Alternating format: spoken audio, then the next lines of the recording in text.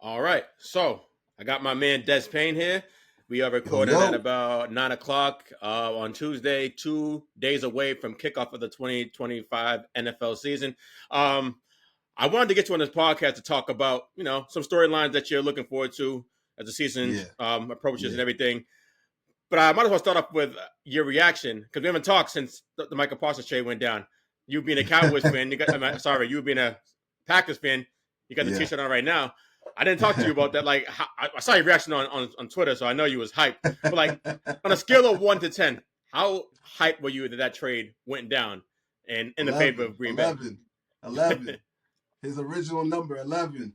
Yeah, man. I mean, I know there, even in the reaction I made, I put on YouTube, there was there was some people like say, "Oh, you're gonna regret. You're gonna be disappointed." The trolls were out there, and in my head, I was like, "It is what it is, man." Like I'm excited because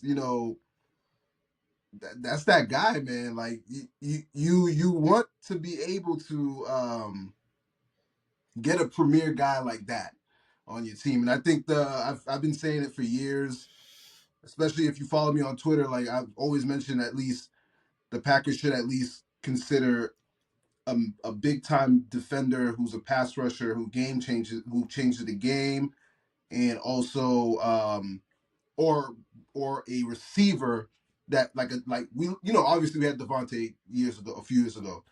We haven't had somebody like that who's shorthanded, get the third downs.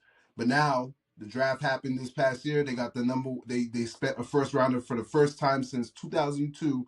Javon Walker. I remember that day when they got Javon Walker because it was the same conversations. Antonio Freeman was getting out the window, getting out the building, and I think he left in free agency. And then the Packers invested in Javon Walker, and he actually had a very great rookie season with Brett Favre. And then he kind of started to decline. And then when his bag was up, he got his free agent bag, he left.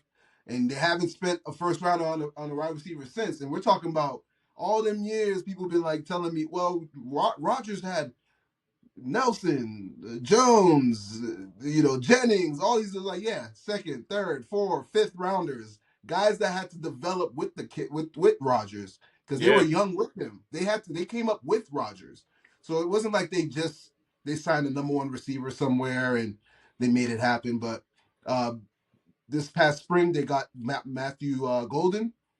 I'm excited about him. And then, when the whole Micah Parsons situation started happening, when he was like requesting a trade and things were getting murky, I was like, I remember I reposted it. It was like August 1st. I was like, I tweeted the Packers Twitter page. I was like, that man looks good in green and gold, I tell you. So make it happen. And the rumors the smoke kept on getting thicker and thicker. So when there's smoke, there's fire. But a lot of people didn't want to get too ahead of themselves. But I was confident that they were going to make it happen. Two first rounders and Kenny Clark, I'll take it. 26-year-old pass rusher, two-time All-Pro, four-time Pro Bowler, 50 plus sacks in his career, and he didn't come to the league as a pass rusher. Yeah, all right, we got that. I like that. I'll take it. So 11. That was my scale through 1 to 10. 11. Yeah, man. I mean, I'm just still shocked that the Cowboys that Jerry pulled the trigger, giving up a guy who is like an elite game wrecker, one of the best in the league, and like who's like what 3 to 4 years younger than like the likes of Myles Garrett and Watt and everything. So you got someone who's like just entering his prime, who to go Yep. along with the young nucleus already. I believe Green Bay is the youngest team in the league. Am I right?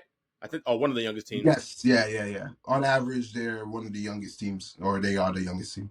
Yeah. So now like this just like bolsters their roster and puts them right there and realistically in Mm-hmm. contention to win the division, NFC North, which I think is the best Mm-hmm. division in the league.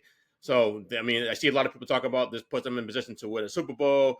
Is there a lot of pressure now on Jordan Love to come through and everything? And I don't know if there's pressure. I don't know just how much pressure is for Jordan Love, but yeah, everything's looking good for you guys right now this season and going for the foreseeable future. Yeah, I mean, they were already projected as, not, I wouldn't say Super Bowl favorites, but favorites to be a contender at least. at the very least contending to be there, or go far enough. Because although Detroit is still, the creme de la creme of the NFC, they lost two coordinators. You know what I'm saying? Like their offense may look the same or may look a little different. Everybody's a year older over there. And who knows how they reacted from that demoralizing loss as the number one seed in the last playoffs. So we don't even know what's going to look like. The Eagles, they lost a bunch of their veterans on defense.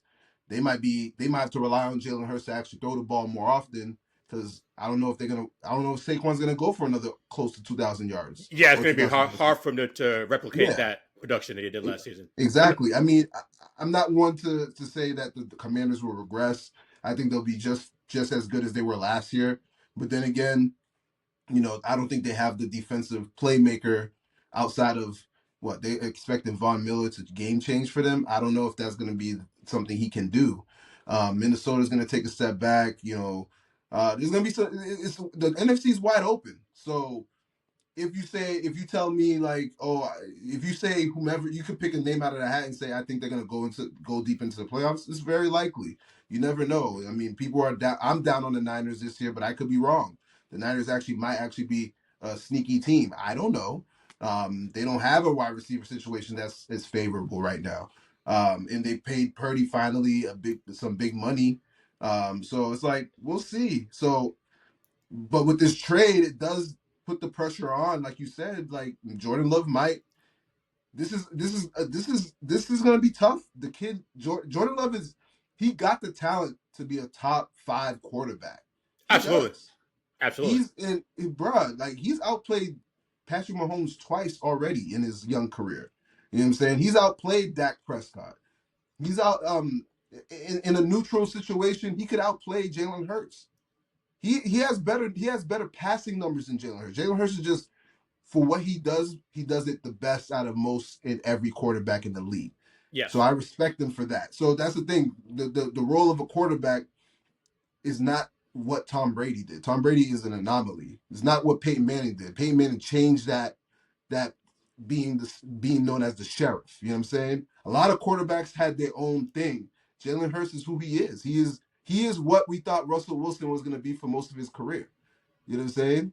So can't take nothing away from him. And then you got the big four. The big four is tough, but he can outplay all of those dudes. But he just needs to stop making dumb mistakes, like don't throw away the ball. Don't throw it to somebody's hands with your end zone at your back. Like, make better decisions, because he can pump out 30 to 40 touchdowns in the season, bro, easy. Yeah. But he just makes those dumb mistakes, man, and then he puts himself at harm's way. So it is going to be a lot of pressure on him this season, a lot of pressure on LaFleur as well, because it's like it's go time. Like, yeah, man. There's no excuses. Throwing passes like crossbody passes in the middle of the field that ultimately decided the game in the postseason. Sense. Nah, but like, hey, the Packers organization is showing they have a lot of faith in him, because they never took a swing like this for Rodgers with the Micah Parsons trade. They never took a swing like that for Aaron Rodgers, and they did it for him. No, they never did. I so, know. Not to say they think that he's better or has more potential, but that says a lot. If they're doing that for him and they didn't do it for Rodgers during his tenure there, you got to swing a little bit. They're swinging a little bit harder for Jordan Love than they did for Rodgers. I know Rodgers is probably tight about that, because he never got a first round receiver. He never got they did some stuff for him. They were like, oh, you want Jimmy Graham? Here's Jimmy Graham. Oh, you like Julius Peppers? He's old, but we'll bring him in. You know what I'm saying? They did some things. And there was the year when they got Zadarius Smith and Preston Smith, when they were at their prime and they paid them big money as pass rushers, and they actually had some great seasons for the Packers.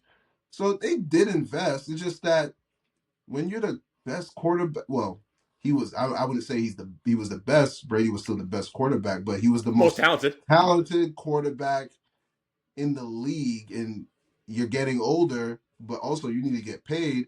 They had to accommodate for you so that you can get but they had to invest in other guys. And obviously with the whole Devontae situation, a lot of people assume that they didn't have the money for him. They did. The check was already written. It was just Devontae wanted to play with his college buddy. teammate. So Yeah. that because the Packers, I wouldn't say they have unlimited money. They don't have to worry about an owner saying, "I don't want to spend that money." They have Because somebody who they have a CEO. You know what yep. I'm saying? They truly have one that says yay or nay, but they let the front office do front office things. So it's like that's just what it is. So the GM I think the GM has done a great job. And I was pretty critical of him when Ted Thompson stepped away, and he the late Ted Thompson, he has since passed away, but when he left, he had a different, him and Ron Wolf, who's Elliott Wolf's father, who's with the Patriots right now. Them two were very conservative. They didn't really invest in free agency or trades, but when they did, they swung hard. Reggie White's, whomever you want to talk about, you know what I'm saying? So I'm happy for how they're moving right now, and we're fortunate. Whoever's part of the green and gold community, we're fortunate to not really be feeling like the Bears. You know what I'm saying? Like we don't have to worry about those type of situations. That team is always looking to find a way to be competing, and I've been spoiled. I've never seen a down. I've seen a couple down years. Yeah, I haven't seen 6 championships like your Yeah. franchise did, but But you always got stability at the quarterback position. That always exactly keeps you like afloat. You never like really down, always afloat. right. And you always have like there's a chance. Like that there's belief that it can be done. So Mm-hmm. that's always good. 100%. All right, so let's start this off. I want to let you go first. What's one storyline that you're looking at as we are approaching the 2025 season? I think one of the storylines I'm interested in mainly is it's tough. Like I guess it's I am intrigued about the Patriots situation just because I'm here and we're here in New England, and we hear it every day. Like there's a lot of promise. There's like they're projecting that they'll be a 10-win team or a little bit close to that. So I'm intrigued about that, but I'm definitely intrigued about like what's it gonna look like for the big four, like Mm. Burrow, Mahomes, Allen, and Jackson. Like I feel like those guys have exceeded expectation, and they have the sky's the limit still for them four. Like they have a lot to prove still, and they've achieved a lot, but they have a lot to Well, prove. Mahomes doesn't really have anything to prove. Would you say He that? doesn't have a lot to prove, but he also didn't do too. That Super Bowl is a bad taste in your mouth. You know what I'm saying? Like Oh, absolutely. you don't want to go to that next season and you're like, oh, like I could have made history, three-peat, you know what I'm saying? But instead, I fell on my face and I gave up one of the worst performances in Super Bowl history, and my team performed. I had the worst performance in Super Bowl history for a defending champion. I don't know if that's a good taste in your mouth, like going to a new season. He doesn't know what's gonna look like with Travis Kelce. He's now newly engaged. He looks like he's more locked in than he was last season. Pat looks like he's more locked in as well. He's gonna get Rashee Rice back after 6 games, a 6-game suspension. Hollywood Brown looks like he's coming into the season healthier than he was last year. Xavier Worthy is extra year. And all the complementary pieces he has, like Pacheco and all of them, they're going to be there. So, but there's a lot of wild cards, like the offensive line and everything. The Buffalo Bills, they finally got that. Did they get the 1 seed last year, or was it Baltimore? No, they got the 1 seed last year for once, and they didn't capitalize on that. They still lost when it mattered. I thought Casey had the 1 seed because they played them in KC Oh, for the you're right. championship game. Oh yeah, you're right. You're right. Oh shit, damn. No, well, So I would have given. I think they were second seed. I think they were second seed. Was Baltimore the number 1 seed last year? One of them. I thought it was Josh in Buffalo. I'll look into it again. But nonetheless, like yeah, they you know how it is with the Baltimore Ravens and the Buffalo Bills. Their goal is always to make it so that they could not have to see the Chiefs in Kansas City. And for whatever reason, they find themselves always in that hole where they end up going over there, or better yet, I'll correct myself. I think it was last season. That's when they had 2 seasons ago when they had the number 1 seed, Yes, the the Bills Buffalo did. Bills, and they didn't do shit with that. They lost to the Chiefs. The Chiefs still went to the Super Bowl. You know what I'm saying? I think let me double check. I think Baltimore was the number 1 seed last year.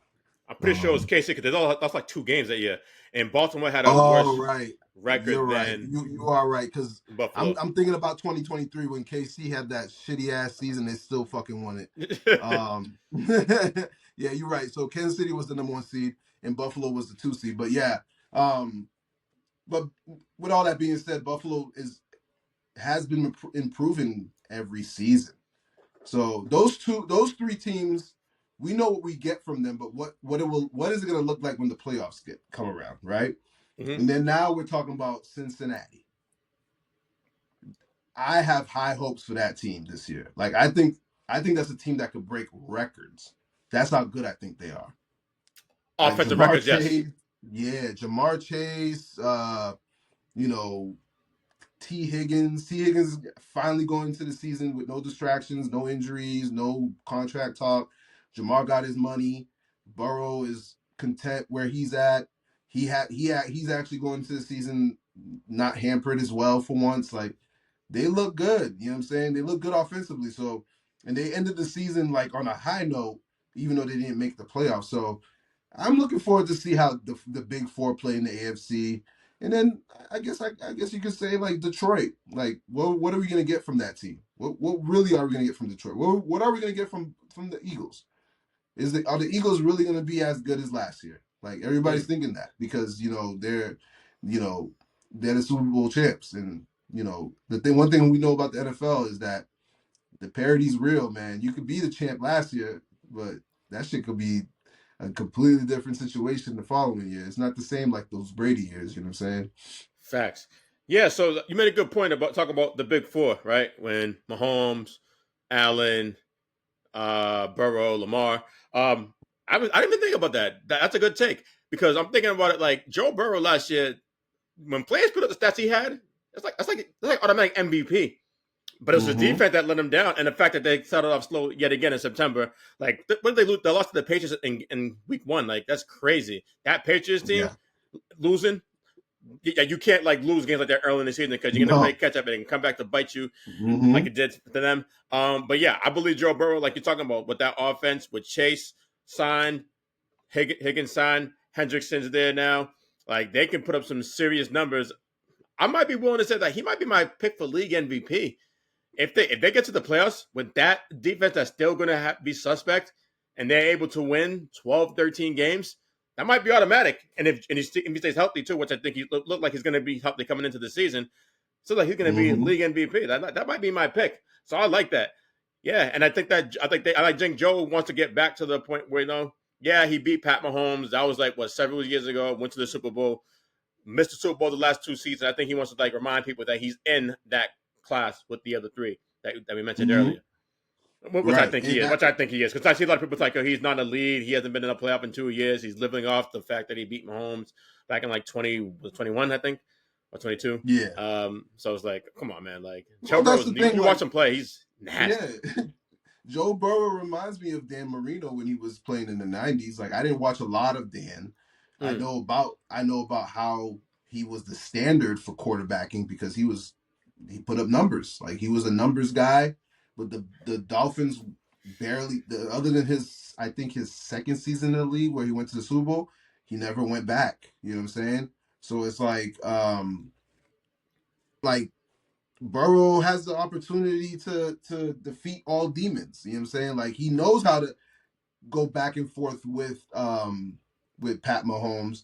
Now it comes down to can you make it throughout the whole season without fucking up? You know what I'm saying? Like, and I think their coaching staff made some changes this season by actually this season they made some changes and actually made them play in those preseason games. And I think that for whatever it's worth, that kind of kicks in that in mentality that you have to lock in. Like you can't just cruise through seasons. Like that's not how football works. You don't just cruise through shit in the NFL. You got to be intentional about what you're doing as a team. You know what I'm saying? So I don't know. Like we'll see what what they do. He has the weapons. He has he's backed by his ownership. He's backed by the city. You know what I'm saying? Like he's home. Like for a lot of people forget that's his home state. Yeah. Like if he can make the impossible possible, he doesn't need 3 or 4 championships like Mahomes. He just needs one to be very much in that top tier for a long, long, long, long time. I mean, he's already in that tier, but we're talking Hall of Fame at that point. That would be the next step for his career if he could win a championship. That includes, this NFL, you get numbers like crazy anyways, but he makes it look effortless. Like I was impressed last year. I didn't expect what he did last season, especially with all the noise that was going around around the team.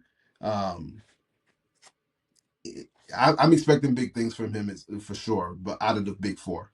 Yeah, and in regards to Mahomes and everything, like you made a good point because that was one of my kind of one of my things I'm looking forward to is like the Chiefs. Like, will they maintain dominance in the division, AFC West, and coming off that horrific performance in the Super Bowl, getting flat out embarrassed, playing Mahomes caliber. I think Mahomes is like him and John Elway are the only people to lose by like 18 plus in a Super Bowl multiple occasions. So he got that now on his resume.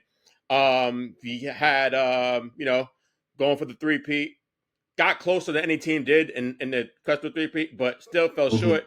Now you come into the season now. Kelsey probably on his last leg probably going to be a swan song for him right now.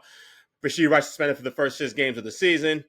Your division's a lot tougher now. So you got these coaching and QB duos with like Geno and Carroll, or Harbaugh and Herbert, and Peyton and Nix, and then of course, and think about it. Who's he compared to a lot? Tom Brady, right? And rightfully so, because he's on a trajectory to be on Brady's level, at least when it's all said and done. And Brady never had this type of coach in QB duo during his tenure in the AFC East when he was dominating all those years, like such subpar like QBs during that tenure. And now Mahomes got like a lot of competition. So I was looking at will they prevail this season? Still remain dominant in the AFC West. I think they have currently won the division 9 consecutive seasons, I believe. The Chiefs? Yeah, I believe it's 9 consecutive. So can they still since, do that ever again? Since Mahomes became the starter, they've won. I mean, Alex Smith did win divisions as well, but I think they missed one. But with him at some point, but ever since that man Mahomes been there, they've definitely been owning the AFC West. There's no question about it. Yeah, so I was looking at that for Mahomes. What about anything else? No, I mean, I guess there's some curiosity with Pittsburgh. I guess. I mean, you could be curious because of Aaron Rodgers being there. Like, are they going to continue on with the Tomlin streak of consecutive seasons of winning seasons? Like, are we going to get that? Yeah, like we have that, and then Minnesota with JJ McCarthy taking the reins over there, and then of course you have the Raiders getting Geno, which I'm high on Geno. I like Geno as a quarterback. I think if I'm wrong, correct me. I think he led the league in passing yards last year, so it's like or the year before that. But he's a gamer. Like I like him over there for the Raiders. I think he fits well with what Pete Carroll wants to do over there, and Chip Kelly. Was it a fluke with Sam Darnold? Was it a fluke? Now he's in Seattle. He doesn't have Jetta. You know what I'm saying? He does have JSN, but it's like, what's that going to look like over there? You feel me? There's a lot of question marks in the NFL this year. We don't really know with all the movement that happened, and you could even say the whole Micah Parsons trade. Like people are going to make their comments right now because the back injury that he had that people thought, oh, that was probably him just being like petty, but supposedly I guess it is an actual back sprain. Like, is how serious can that be to affect his ability to do what he does best? Like, we Mm. don't know that, but I'll still do the 2 first rounders in Kenny Clark for him. I don't care. Like at the end of the day, but still, is anything could be a real question mark because NFL is tough, man. Injuries change a lot of the trajectory in the league. You really don't know what you're gonna see. You really don't know what's gonna happen. You really don't know. That's the tough part. You just have to hope that your quarterback is healthy all season. You know what I'm saying? And you could actually stop another team from scoring, which is not easy. Especially But in yeah, I today's guess in today's modern day with everything's like offensive friendly and everything, and defensive players are limited at what they can do and get away with and everything. So yeah. yeah. So I mean, but I did pose. I guess the Patriot thing is still the most interesting. I mean, your audience base is mostly people out in this part for sure, and I think a lot of people are looking at Vrabel as the. I think the Vrabel. It's funny. The whole Vrabel thing's interesting because I think people think they're just gonna recapture some magic with him, but what has Vrabel even done in the NFL? Like, he hasn't really done much as a head coach. Like, he was a number one seed with Tennessee, but he had Derrick Henry. You know what I'm Mm. saying? Derrick Henry was doing MVP shit over there. You know what I'm saying? He was making Tannehill look like he was somebody, but he was just doing enough because he had Derrick Henry.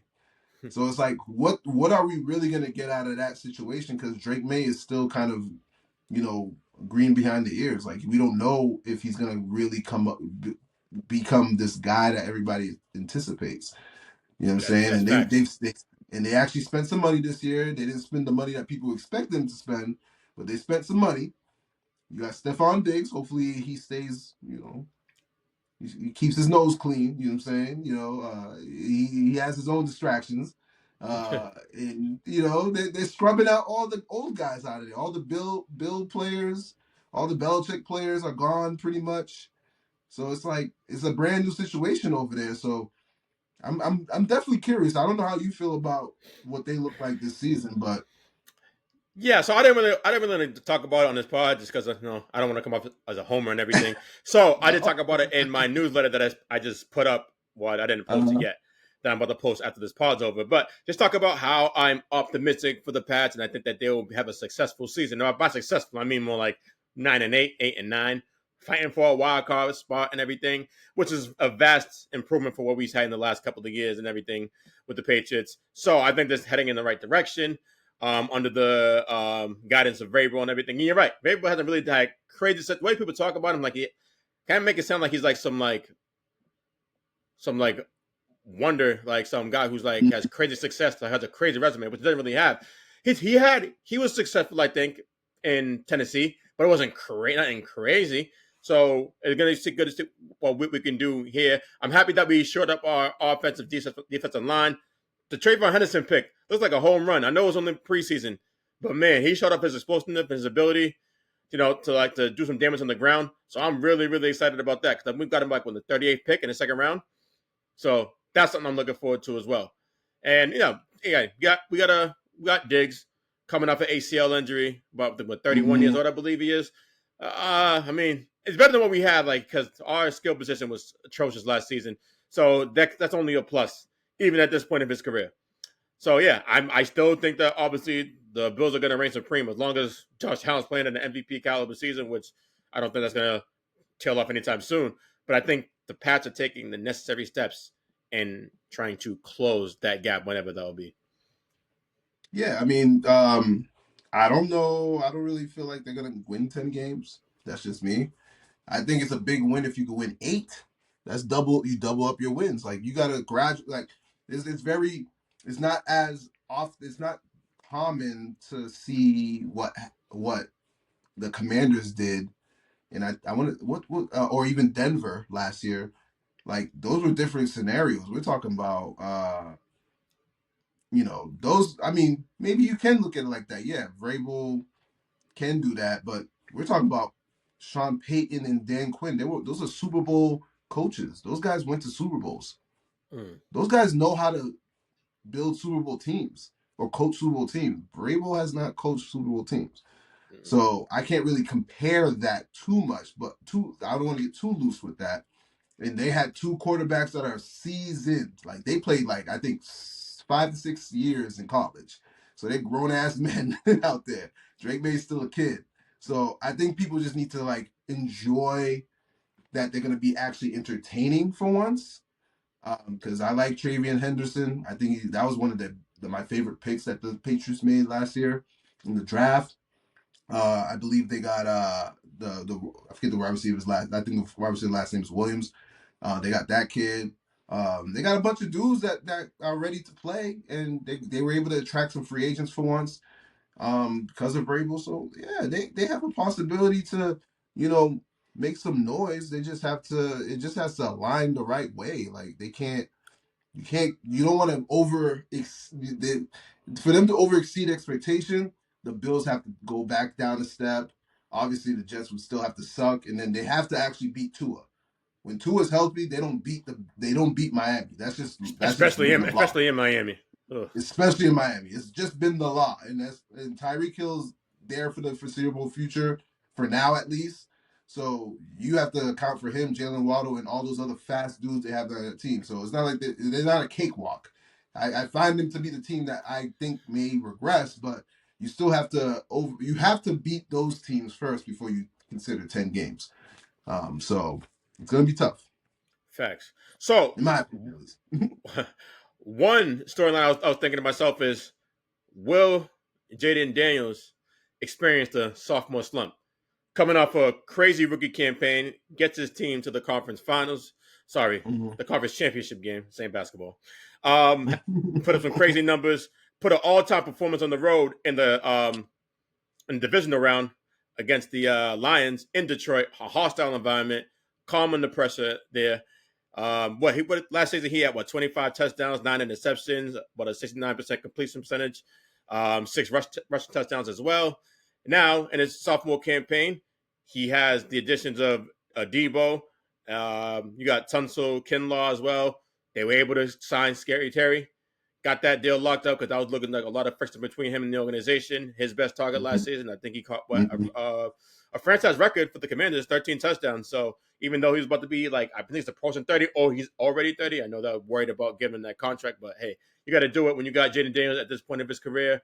You got to do everything you can to get him a championship during his rookie contract, where you can take advantage of the salary. Because once that salary explodes, then it's going to be kind of hard to build a championship team around him. So you can't lose his best offensive weapon, right? Yeah. So I'm looking at that. Is it going to have a similar situation to C.J. Stroud, who had a great rookie campaign in his own right? And I don't really think that Stroud really had a slump. I think it was just the circumstances around that atrocious O-line, and all the receivers got hurt. All his main targets. I thought they had the best receiving core in the league heading a few games into the season. The Texans, and then everybody went down eventually. So what are you going to do in your second year? You're gonna struggle. I think what happened. Well, speaking on CJ Stroud, I think what happened in his situation that I feel like he started to hold the ball too long. So he had his mechanics was kind of off, and part of that is because of what you said, like the O-line. When you're a quarterback, you lose trust in the system and the people around you. You tend to play a little off your game. Like you're not that same guy. The one thing I will say about the whole Daniel situation is if them getting Tunsil helps him more, I think that's the most underrated move that happened in the offseason. Why do you think that? Because you got a left tackle who's an all-pro. They didn't have that last year. You know what I'm saying? You need to be able to protect your young quarterback, and then now you got Debo. You got Scary Terry locked in. You feel me? They kept Zach Ertz. He's underrated for what they do over there. The only question mark is really that they don't really have a run game that you could say I'm relying on, because If you want to rely on Austin Eckler, so be it. But we don't know what that's going to look like. They have a few other guys that are like they've been on the system for a while, and they have a rookie 7th-rounder. I think he's in the from the 7th round. Hey, if it works out, cool. Like if Kingsbury can make it happen where they still run the ball effectively without Brian Robinson, cool. But I would say that would be the one thing that would be a question mark. Like if you think you're gonna have to that's the problem in the NFL. I would say a lot of these coaches, they start to want to rely on they end up wanting to rely on like the quarterback after their first year. Like even Caleb Williams, for example, he's gonna have to be relied on more because there's Because gonna Ben be this Johnson's in narrative. now. That's an Right, that's the offensive narrative. minded QB coach. Exactly. Now you have Ben Johnson. There's no excuse there. You know what I'm saying? Now you got you still have Roma Dunze. You have Burden, the Luther Burden who got drafted over there. You still got Loveland more. that got drafted over there. You still got DJ Moore. So it's like you have no excuses for Jaden Daniels. He has no excuse. You know what I'm saying? It's gonna be he has the weapons. They think they believe they gave him the best weapons possible. So the pressure will be on him. You know what I'm saying? You made it to an NFC Championship game. You know what I'm saying? You're in one of the toughest divisions in the NFL. However you feel about Dallas, it don't matter. Like it's still a tough division. Like go look back in the last 10 years. They haven't had A repeat, team right? huh? They haven't had a team that repeated in a long time in that Yeah, division. in the division. They haven't like I think the year after the Eagles went to the Super Bowl the first time against the Chiefs, I think they were the 2nd seed and Dallas was the number 1 seed. Yeah. And then we're talking about the following season, the Eagles was the number 1 seed, but then here comes Commanders out of nowhere. And then I'm trying to remember who's the 4th team in that division because they haven't done shit in Giants. so long. The Giants haven't done shit in a long time, but they were in the playoffs not too long ago.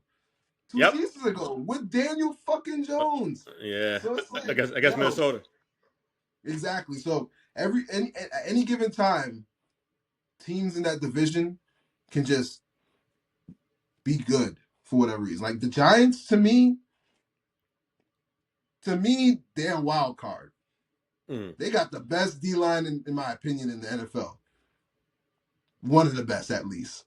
They got 3 dudes that could get to you, and then Dexter Lawrence is the 4th guy. That's crazy. So you better hope you're not behind in the football game. Those guys are going to tee off on you. And then say what you want about Russell Wilson. Russell Wilson's a guy, at least when the season starts, he's competent. It's just when you put too much on his plate, he gets a little bit much and he doesn't do the job. But with Malik Neighbors, I think he's going to do a pretty good job with him. And if they have to go to Dart, they will, because Dart looks like a gamer to me. And I don't think the Giants have expectations to be in the playoffs anyways, but they're going to ball their ass off regardless. You know what I'm saying? So you don't want to take them lightly. So Washington needs to make sure they're not taking the season like as if they did something big last year. You still lost to the Eagles. You still lost to the Eagles. Convincingly, So, might I add. Right. So you have to prepare yourself as if this goes for every team in the NFL in general, or anybody who plays any sport. You got to go into every game as your 0-0. You didn't win. Like you have to act like you never won the game before. You know you have the momentum if you did win, but if you lost, you know you have to build up yourself so you could get that next win. So Washington, because I know they didn't play a lot of their starters during the preseason, so I don't know how that's gonna look, man. Like if it works out for them, sure, but there's a lot of pressure on Jaden Daniels for sure. Yeah, absolutely. But I think it's going to live up to it. I don't see a sophomore slump. I'm just looking. That's on my radar. Like, will that transpire? I went to see that. I don't think so. I think he's a gamer. He's a rare breed in terms of his composure, his poise, his ability to convert on 4th down and everything. Right. Yeah, he doesn't seem to get rattled like that at all for the most part. So. Yeah, I agree. I agree with you. I don't really see him taking a huge step back. I'm just like I was saying, I'm just concerned that they will put too much on his plate. Like, we need you to throw the ball more. You know what I'm saying? Yeah. Leave it as it was. Like, let him progress gradually. Like the way Lamar's playing right now, a lot of Lamar's big numbers is off schedule because he's actually putting the pressure on himself to do these things because he knows he has Derrick Henry. He doesn't need to do this shit. But he's willing to take that chance. But he also does not want. He's also being more disciplined in the pocket without having to make all these running decisions. At some point, Jaden Daniels going to have to do the same thing, and I hope that's not what they want him to do now. Let him still use his legs. He's a young quarterback. Like, let him do that. But if you're talking about somebody who's going to suddenly like potentially regress or take a step back, I feel more like Bo Nix will do that more than Jaden Daniels will. Yeah. Between those two, I would think Bo Nix would regress as opposed to Jalen if I had to pick. And I like Bo Nix. I think he reminds me of Brock Purdy. Like it's a little bit of the same shit, in my opinion. He's just as good as the people around him. You know what I'm saying? So, I don't know. We'll see. It should be interesting. Like I told you, like it's a lot of question marks, man. And we really don't know what we're gonna like. This week 1 is gonna be so interesting because the teams we think that are gonna be trash might not be that trash. You know what I mean? Yes, and speaking of like we don't know a lot, and you did mention earlier that the NFC East is one of the best divisions in the league. One of the things I was looking at is like is the NFC North, your division, your squad, are they still going to be the best division this season? Because last season 3 teams in the division won 11 plus games. The Vikings 14-3 had to go on the road in the wild card game because they finished second in the division, which is crazy. Like winning 14-3, you should have had to go on the road, but that's a topic for another day. Obviously, Bears, Caleb, rookie QB, terrible O-line. Eberflus was a disaster at the coach.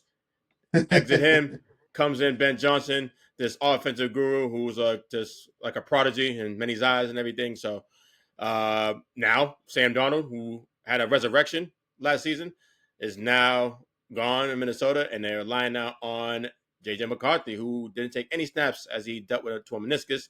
Now he's QB1 in Minnesota. So how is that going to look like? So a lot of questions, but I do still think that and then Detroit, obviously you mentioned earlier, they lost both coordinators coming off in a game in which they got humiliated. I say humiliated, even though they did have a lot of pieces on defense out, which a lot of them will be returning this season, according to Aiden Hutchinson and everything. So I'm looking at that division and then obviously your squad, the Packers, we talked about it. They got Micah Parsons, a game wrecker to go along with that young nucleus that's already intact. So as I said, I'm keeping my eye on that. I still think they're going to be the best division in football this season. I think the only division that can compete really with them is the AFC North. Yeah, I think the NFC North will be again one of the toughest divisions to be competing amongst each other. I mean, I know everybody's gonna be down a little bit on Minnesota because JJ McCarthy taking over, but I don't think they're gonna be I don't think they're gonna fall off too much. I don't think they're gonna be a double digit win team, but I think they'll win 9 games at least. You know what I'm saying? They still have Brian Flores, man in defense.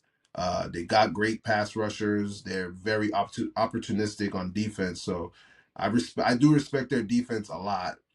They always split the Packers one way or another, no matter who's playing quarterback for them. And you still got Aaron Jones there. You still got Jetta. Yep.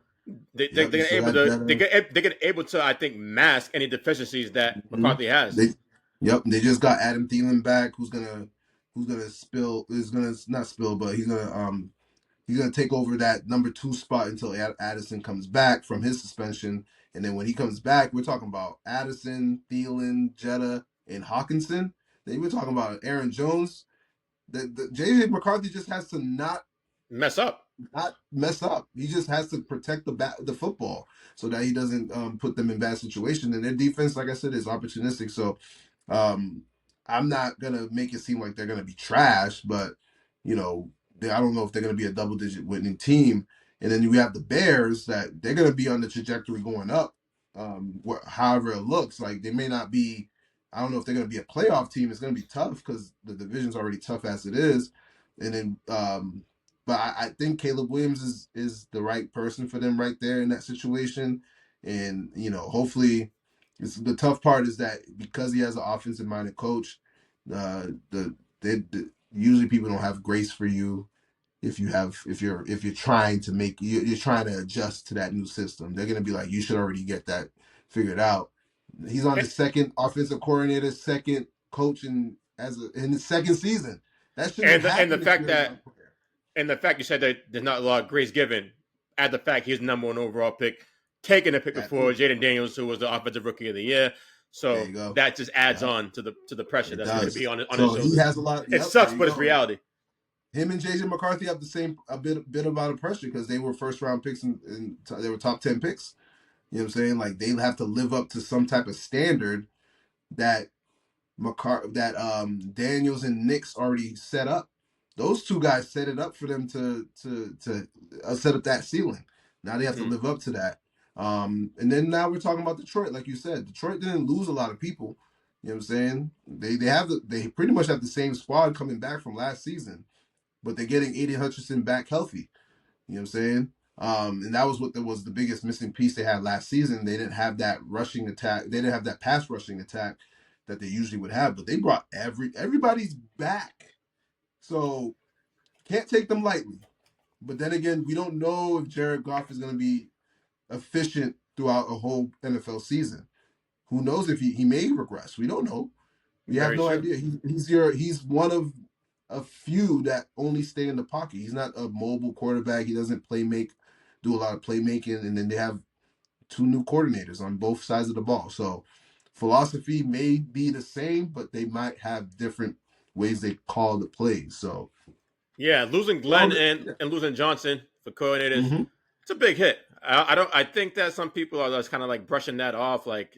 But I'm like, nah. I think that's a big hit considering just how potent that offense was last season and that defense prior to the injuries and everything. I don't know if they can replicate that productivity on both sides of the ball with both of them Mm-hmm. being gone. Moving on. And So then if we're talking about the Packers, I mean, the Packers spent money last season with Xavier McKinney and Josh Jacobs. Then they spent some more money this year on Aaron Banks at the offensive lineman. They re-signed Zach Tom, right tackle, and they trade for Micah Parsons. And then, you know what I'm saying? Now, again, like I mentioned earlier, the pressure is on Jordan Love. Like he can't make those mistakes. He can't get himself in harm's way, getting hurt. And then on top of that, let's put some perspective into this. Like they won 11 games last year, with at least I think two to three of those games, Jordan Love didn't finish or didn't even play at all. So now we're yeah, talking about, because he you know got what I'm hurt week saying? one in He Brazil. Was got hurt that? week one. He missed week two, came back too early week three. He wasn't the same guy. He didn't really get catch stride until like November-ish, December. But it wasn't the same because once he got going, his receivers were like suddenly have alligator arms. You know what I'm saying? So a lot of things didn't go in their favor as they were going into the playoffs. They didn't go to the playoffs in a high note, and they still won 11 games. Like, how do you win 11 games and you still were kind of like you were still the seventh seed or the sixth seed? Like, that's kind of crazy to be the Yeah. sixth seed or damn near the seventh seed and you won 11 games in the NFC. Like, if adding Micah Parsons and you only win 11, you win less than 11 games. I consider that a failure of the season. Hmm. So they have to win a lot of games this year. Like there's no excuses. Um, Well, if the injury bug hits them, that's a legit excuse. But other than that, yeah, yeah, but you know that's sports, man. Everybody hurt. After a month of playing the sport, you got nicks and bruises and bumps and bruises, all types of shit going on. You retweaking the knee in the back, like now you're doing additional rehab. Like it's gonna be tough. It's a grind. You got to find ways to, like they say, availability is the best thing. Like being available is what is almost half of what it is when it comes to your career. When you lack availability, no one can rely on you as the guy.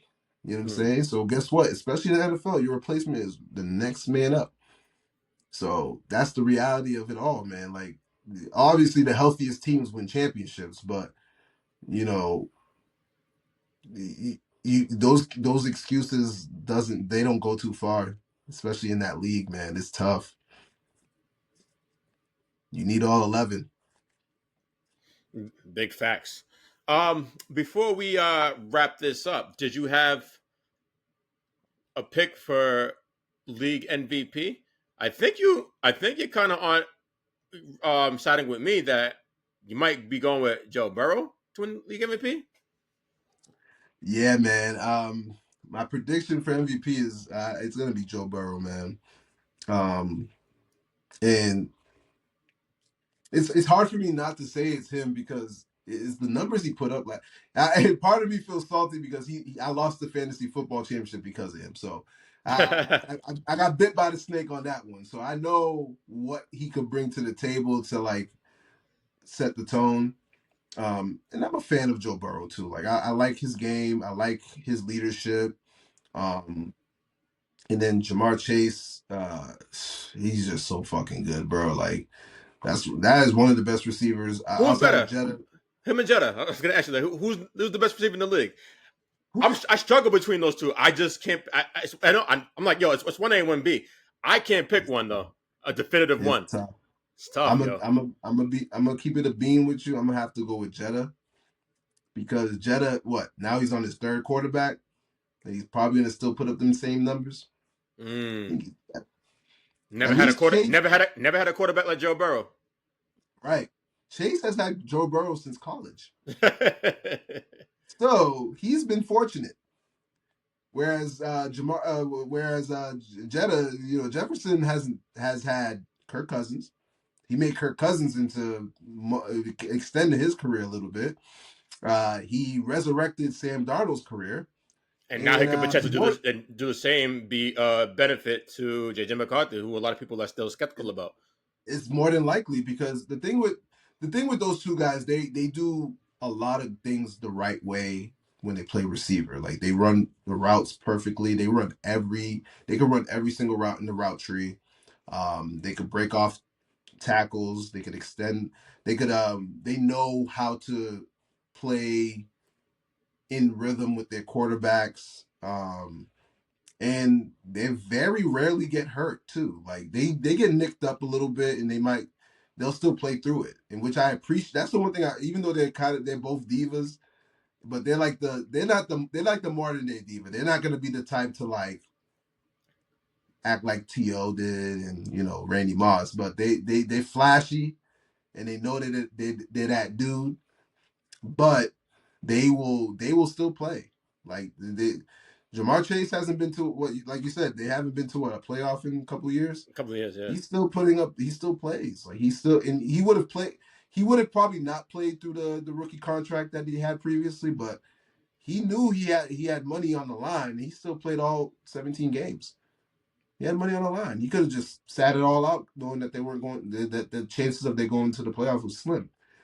Same thing with Justin Jefferson. Prior to last season, they didn't have a very good season as it was, but he still played his ass off. You know what I'm saying? And I appreciate them too for resetting that standard for playing wide receiver. Because of how the NFL is, where like the ball gets passed so often, and there's different receivers that are like becoming superstars because of that, but they can't consistently do it. Those two guys at least are the standard to that position, and they came from the same school. You know what I'm saying? Like LSU is absolutely the wide receiver in college football. So, but yeah, if to answer your question, I would go with Justin Jefferson. He would be the better of the two, but slightly. Yeah. All right. So you got Burrow. I think I'm gonna go with Burrow. Win a league MVP, like you said. He had a phenomenal season last year. If he had just competent defense, he probably would have got league MVP last season, just based on the stats that he put up and everything. So I think that he has a chance to replicate that performance that he put forth in the 2024 campaign this upcoming year. So I'm going to go with Joe Burrow and the plus. I think he's the elite, one of the best, like part of the big four in the league right now. So I would go with him for league MVP. Who do you have facing off in the Super Bowl, if you have it already? Who you have winning the Super Bowl? I did already say it on my last pod, but my prediction to the Super Bowl is my bold prediction. I got two predictions. I got a bold prediction. I got a realistic, I would say. My bold prediction is the Packers versus Cincinnati in the Super Bowl. My realistic one is Baltimore versus the Eagles. Who, and if you want to know who's gonna win? Yeah. On the realistic side, I'm gonna go with the Baltimore Ravens. Lamar's gonna get his first in the NFL, his first championship ever, in any level. I'm sure he won in high school, but not in college. And then in my bold prediction, I'll go with Cincinnati. I'll be that type to not pick my team, but I'll go with Cincinnati. I think one of those two out of the big four are gonna win it again. It's just not easy to beat MVP caliber quarterbacks in this league. And I'm not calling. And Jalen Hurts is number 5 in my list of top tier quarterbacks, so that's why I have him in my realistic prediction.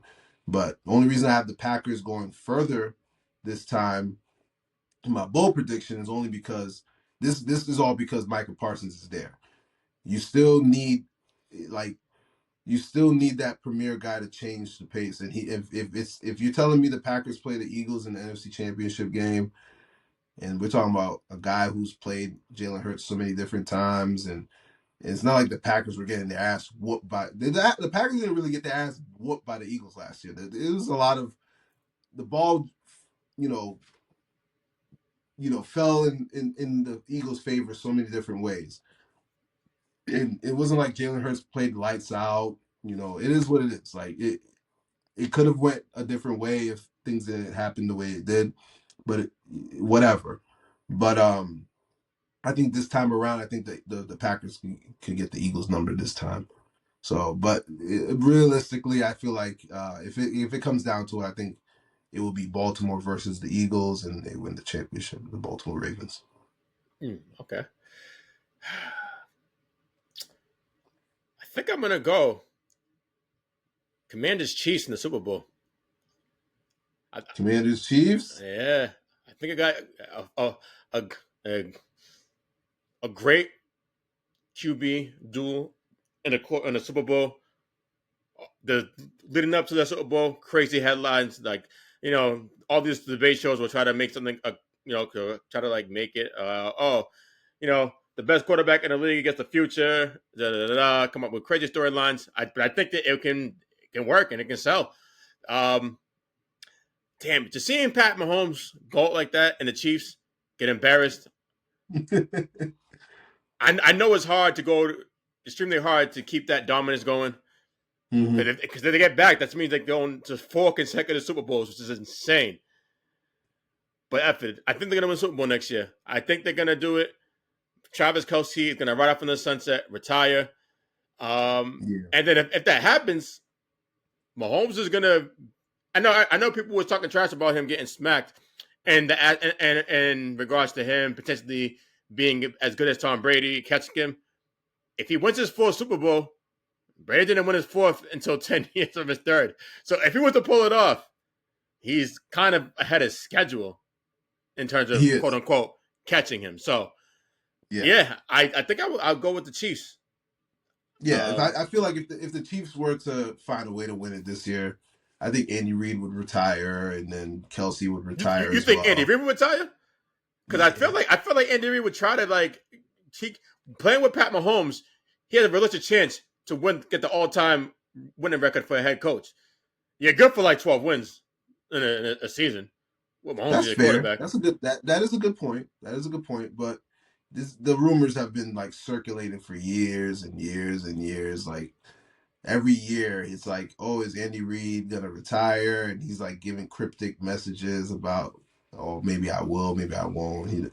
So you and then he has his predecessors ready to lined up, ready to go anyway. So if it was to happen, he would just hand the keys over. So whether it be Spagnuolo or Matt Nagy, so I can see him riding off in the sunset with Kelsey, as you mentioned, and even Chris Jones. Yeah. You know, Chris Jones is no different than Aaron Donald. Like he succeeded succeeded all expectations in his career. What else did he have to? What else did he has besides getting more money? What else does he have to achieve? Nothing. You know, now it's a chance for you to protect your body. The only person who should be playing more further down their career is Pat Mahomes. He's only gonna be 30. He has another maybe 10 more seasons ahead of him if he doesn't get If he wants to play for that long and he stays relatively healthy. So as you mentioned, he will be about, you know, he's ahead of schedule. He'll be ahead of schedule. It's going to be tough because even if you, let's say, just so happens he gets 7, nobody's going to give him that GOAT above Brady because they're going to go back. I don't think anybody will. Bro, they don't even care what LeBron James does in crossing sports. I'm sorry, but people don't even give a goddamn what LeBron James does these days. You Oh, that's not fair. There's a lot of people who think LeBron's the GOAT. Yeah, people who are big fans of LeBron. Yeah, I mean, we live in a time, man. Like we live in a time where like people they're willing to speak on somebody's career, and it doesn't matter how well accomplished they are. They'll minimize it by going, oh well, I mean, he only won 4, or he only won 4 or in Mahomes' case, he won 4, but he got blown out in 2 of them that he lost, and he lost to Brady. And it's like, okay, so what? Brady was the person who intercepted him or something. How did he lose to Brady? He lost to Brady's defense, yeah, but come on, man. But that's just how people's brains work. They see mano type shit, and they be like, yo, like he lost to that guy, so I don't want to hear it. So whether he wins 10 of them, it don't matter. He still lost to Brady. Brady got 7. You know what I'm saying? 7 out of what? 10. You know what I'm saying? Yeah. So the 3-peat was going to be what would help them. Now, if he finds a way to 3-peat down the road in his career, I have a case. Yeah. No one can say shit because nobody in any NFL career has ever 3-peated as a quarterback. So who knows? And going back to the Chiefs too. Obviously, they get their wide receiver back. The wide receiver 1 back with Rasheed Rice, even though he's going to get spent the first 7 games of the season. When we last saw him, he clearly established himself as the main target at the wide receiver spot for Mahomes and everything. You got Xavier Worthy still coming along and everything. I just think that they're going to be primed to get back. If they didn't get obliterated like they did, I probably wouldn't pick them to get back and win the Super Bowl. But I think that is going to help fuel the fire, so to speak, for them to try to get back and get the job done that they thought they should have done this in February. Yeah, I mean, yeah, you're right. I mean, at the end of the day, they're the standard of the NFL. Like, people can't take that away from the Chiefs whatsoever. Like, even when the Patriots lost to the Giants those 2 times, they didn't get blown out by the Giants, but those are, like, especially when you lose a undefeated season, that's not fun. That's not a good feeling. Then the following year, your best player is out for the year because he tore his ACL. So it's like you don't see those moments often. Those are tough. Going to Super Bowls are tough. Making through seasons like you mentioned earlier, like the Chiefs only lost 2 games before that Super Bowl. 2. Yeah. And however you want to cut it, like, oh, they got lucky, blocked field goal, missed field goal. A lot of 1-score games and everything, but it got done. Right. But you need luck to win championships. To win a lot, like Brady and what potentially Mahomes can do, luck plays a part into it. Not a majority of it, but there's definitely luck involved. Not one Patriot fan can sit back and say that they knew Malcolm Butler was going to intercept that ball off Russell Wilson in the 1-yard line. No, not one. Not one. I ain't trying to hear that shit. You know what I'm saying? Not one fan will say that they knew they were coming back from 28-3. I think we were in the same building when that happened. For that Super Bowl party. Yeah. Everybody, some people left. 28-3. Not one. So you never fucking know. You don't know if you're going to win those shits. You don't know. Luck plays a huge part and then you still have to play a very good game too, even when Mhm. you fuck up. You know what I'm saying? So that's why I think a lot of people were still watching that Super Bowl last season. Like maybe, maybe the Chiefs come back, but the Chiefs were above they were just not good enough, man. The Eagles were just that damn good. So Yeah. at the end of the day, Yeah. shout out to the Eagles, and we'll probably see them competing just as well as the Chiefs are going to compete this season too. So And they play, I um, believe they play week 2, so that's going to be a good game. And I oh believe yeah, it's in that KC. that. So, I'm all in on the Chiefs on that one. I'm sorry, man. That's and I have to I would imagine that's going to be a primetime game, like a Sunday night game. I would be shocked if it is not. I should actually they would look it up right now.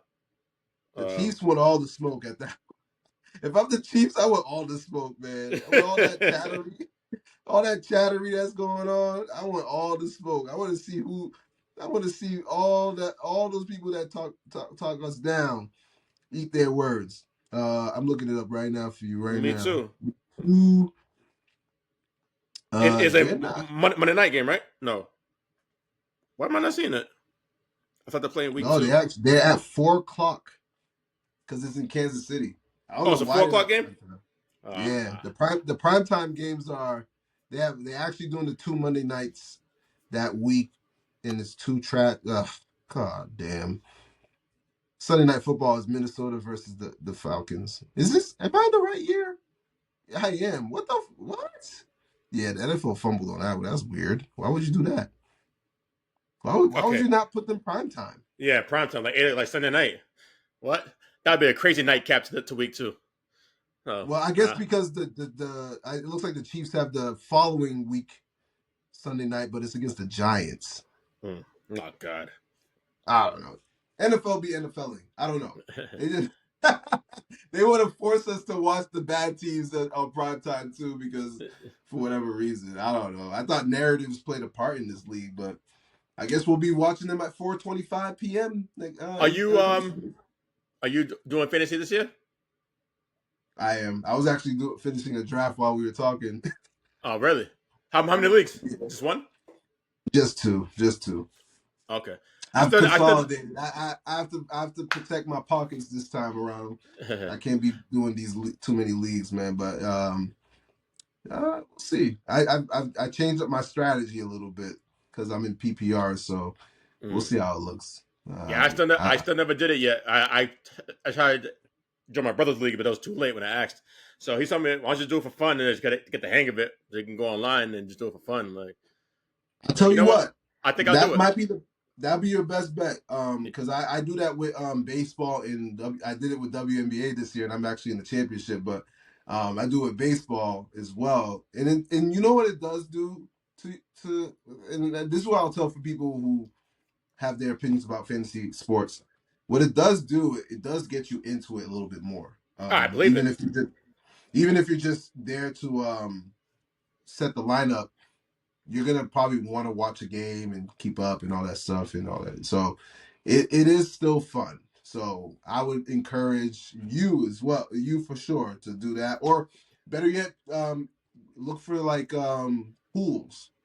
Like you could just pick the who's winning the that week, Hmm. and some pools have money associated at the end, or you can do it for fun, whatever. Yeah. Mm-hmm. Nah, that's what's up. Nah. So okay, so I'm definitely gonna look into that. Probably tomorrow or tonight if I can do it. But I gotta get this newsletter put up and then pop promoting that. So So my God, before we mm-hmm. get out of here, promote your podcast, man. Where can people find you at? And let them know what you got, what you're working on, and what's coming Yes, up. sir. Yes, sir. Um, I'm currently still only on YouTube. I'm working on getting back on the audio side, for the football season at the very least. But I'm on YouTube, Sports Talk with DesPain. You can find me on YouTube, and my social media. I don't.